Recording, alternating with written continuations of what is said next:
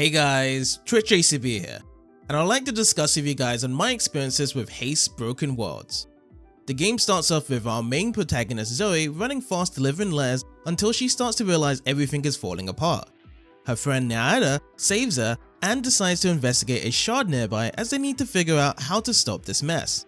Right away, we see the narrative as everything is on the move and there isn't a single time to stop as we move on to learning the gameplay mechanics. The game concept is simple as we start running at fast speeds, but we will come across slopes when we do need to take a leap. Landing on different parts determines our momentum as we will need to maintain high speeds to not get caught behind. On top of that, we have a hoverboard that is an ability that is used to gain speed, which needs energy to be filled up. Energy can be gained by how well we land on the slopes. The tutorial is effective, making us watch video sequences on how it is done while giving us the chance to repeat and execute until we get the hang of it. Once that is done, we can move on to the next world, which presents us the first main challenge. We run into these shards where they are split into several different fragments, as our goal is to reach the end and learn further on how we can solve the universe from collapsing.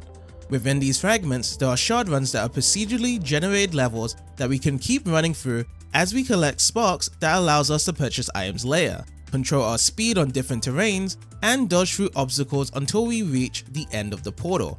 Ranks are earned at the end of these runs for how well we do and to collect extra spark. At first it can be rough maintaining speed as the free falling mechanic may elude us to dive deep onto any given slope, however trial and error becomes key, finding the right spots to land and reaching top speeds is amazing with our skill put onto display.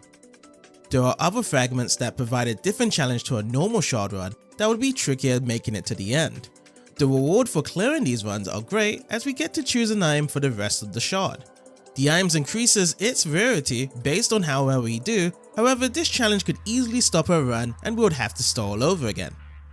Another way to get items is through shops as we can buy them through Gan and Delil. At times we sometimes discuss on the theory on why the world is collapsing and what possible measures we can do to stop it. The item's purpose mainly fall around providing us health, faster speeds, more energy and sparks. The more items we deploy on ourselves makes it easier to complete the rest of the shard. We can head over to the campfire to recover our health and sometimes speak to another character.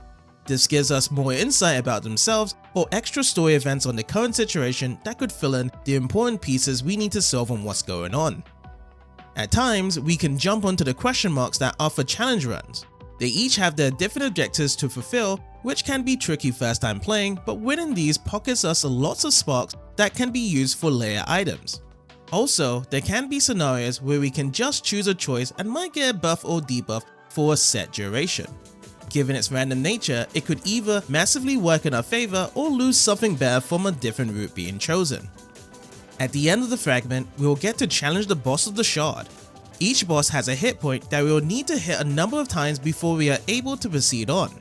The level is filled with tons of obstacles and weaponry to stop us as we will need to think on our feet on what's the best way possible to approach this. There were two bosses that I felt were dependent on certain items to be used, which were Shard 7 and the final shard, but the main challenge remains on how well we did with the other fragments before reaching them. After completing a shard, we will receive anti-sparks along with unlocking new items that could be used in the future. Anti-sparks helps us upgrade stats permanently along with buying items from the other characters which could be helpful in the future. These can be purchased in the hub world outside of the shards along with extra discussion, records and stats on how well we have done so far. The anti-sparks can also be earned if we do lose, as the roguelike elements are present to repeat any of the shards with better stats to make better progress for our next run. In addition, there is an endless shard that we can run all the way through until we lose all of our health. Difficulty can be changed and reward at the end is anti-sparks, but personally I enjoyed going through the regular shards if I wanted to have more of these due to the amount of the different things we can do. Overall, Haste Broken Worlds is an excellent game that we will take upon fast speeds on several terrains across shards that are always collapsing behind us to achieve a concept of maintaining momentum with the best of our abilities. If any of you guys have any experiences with this game, feel free to share in the comments and I hope you have a wonderful day.